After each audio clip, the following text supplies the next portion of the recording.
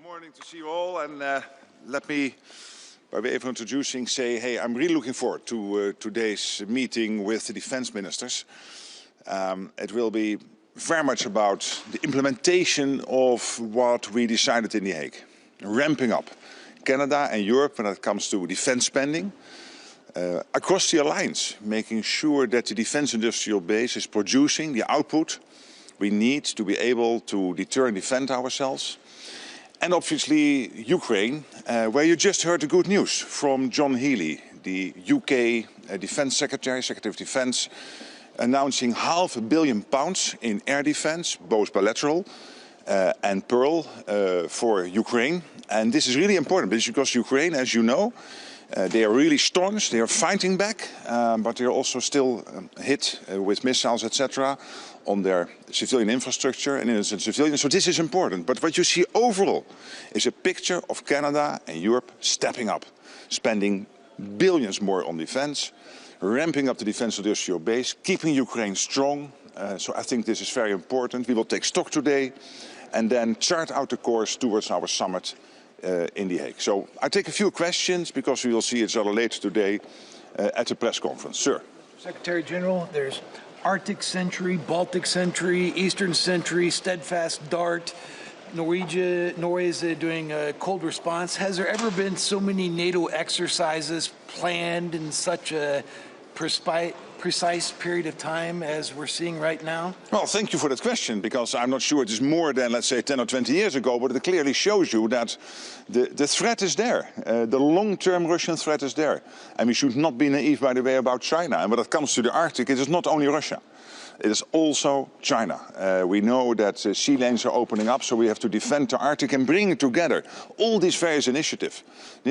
And then charting a way ahead, making sure that we identify the gaps which are there, and then making sure that we can fill the gaps, and taking into account all the latest technologies through our Allied Command transformation. There's exactly evidence that NATO as a whole, the US, Canada, the European allies, are working hand in hand together to make sure that we defend every inch of NATO territory. Yes, sir. You said yesterday that the US administration is fully aware of the situation in Ukraine. Yes. So aren't you a bit frustrated by the lack of pressure this administration is putting on? I think that is not fair. Of course, you can ask me any question, but I think the statement within the question is not fair. The US is putting every pressure on Russia, as the Europeans are doing, through the sanction packages. Look what has been happening with Lukoil and Rosneft and all the other stuff the US is doing. The US is still delivering crucial air defense and other lethal weapons into Ukraine through this Pearl program, so paid for by Canadian, European allies and partners. And the US is leading the peace effort. And there is only one country, the most powerful nation on earth, the US, which can do that under the leadership of President Trump, breaking the deadlock with Putin, getting the peace process going. So I really think the US is doing exactly what we need when it comes to Ukraine. Greenland question off the table now. Well, what I discussed in Davos, but also what we discussed within Europe with our partners in Canada, our allies in Canada and the United States, is that we have to defend the Arctic. This is Greenland, but also the whole Arctic. And the good news, I think, yesterday is with the launch of Arctic Sentry, that we will now bring together all the assets which we have currently available in the Arctic, getting the whole picture, getting NORAD involved, US NORSCOM involved, EUCOM involved, and all the European allies together to make sure that we defend the Arctic against, as I said, the opening up of sea lanes, Russia increasingly active there, but also China. Are you actually concerned, Secretary General, that this renewed focus on the Arctic could pull focus somewhat from NATO's eastern flank?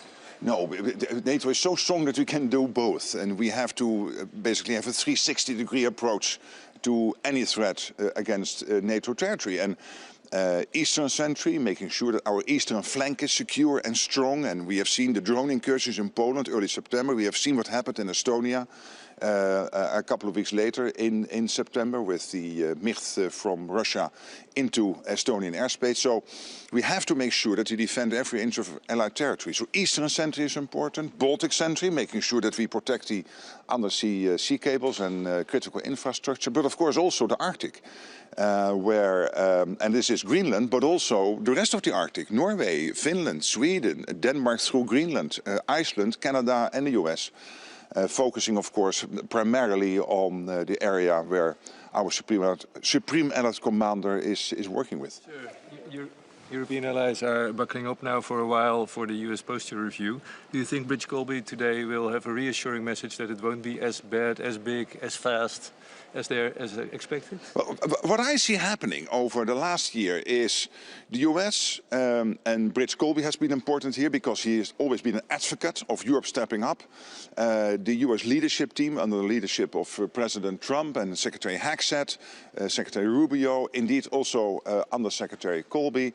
They have always consistently pleaded for Europe doing more, Canada doing more, taking more care of the defense of NATO territory, of course in conjunction with the United States. And I predict that longer term you will see, of course, the nuclear umbrella as the ultimate guarantor of our security here in Europe and Canada, but also a strong conventional presence of the US here in Europe, which is crucial. We all know this. And NATO is not only there to protect Europe and Canada, it's also there to protect the United States. And for the United States to be secure, you need a strong and secure Arctic, a secure Europe, but also a secure Atlantic. So we are in this together. This is how this alliance was founded 77 years ago in 1949. Final question, and then we'll see each other at the... Are you expecting tension in the room today between Denmark and the US over Greenland, or have you managed to sort of ease the alliance through that crisis? And are you disappointed that Pete Hegseth isn't coming? Is that a signal that the US actually isn't that interested in its transatlantic bond? Well, on the first question, what I'm seeing is that as an alliance, we came together to discuss this threat assessment when it comes to the Arctic, which is, yes, Greenland, but also the whole of the Arctic area. So including our new members, our new allies from Sweden and Finland, who bring a lot of experience when it comes to this. Take Norway, which has been in the alliance for so long, I think from the start, if I'm right. But Norway bringing this incredible experience and knowledge when it comes to the protection of the high north. I know this because Dutch Marines have always been training there. So not personally having that knowledge, but my brother and knowing my friends who were training there in cold weather conditions. So we have that collective experience in NATO that we have to defend the Arctic. This is what the Greenland discussion was about, but also the wider Arctic discussion is about. And I think with Arctic Sentry and the trilateral talks ongoing between Greenland, Denmark and the United States, this is all important to make sure that we prevent Russia and China from getting access, but also to protect the whole region. And when it comes to Secretary Hegseth, I mean, I'm in regular contact with him and all the senior officials in the United States. Of course, the American president, #1, the overall leader of the US, but also his whole foreign leadership and defense Secretary of War leadership team. But hey, they have to take care of the whole world. This is the United States. NATO is very important, but there is also the Western Hemisphere. There's also the Indo-Pacific. I totally accept it, agree with it. And I had dinner last night with Elbridge Colby. I think he has been a consistent voice of, hey, Europe, do more. Because as a United States, we also have to pivot more towards the Indo-Pacific. Let's make sure that collectively we keep Europe strong and Canada and the United States, so NATO territory. But also make sure that we keep our eyes on the Indo-Pacific and not be naive about China. So having him today in the room, I think is really having added value. So I'm happy he is here. I totally accept Pete Hegseth also having to take care of all these other responsibilities. Thank you so much, and we will see each other later today at the presser around 3 o'clock. Yes, thanks, bye.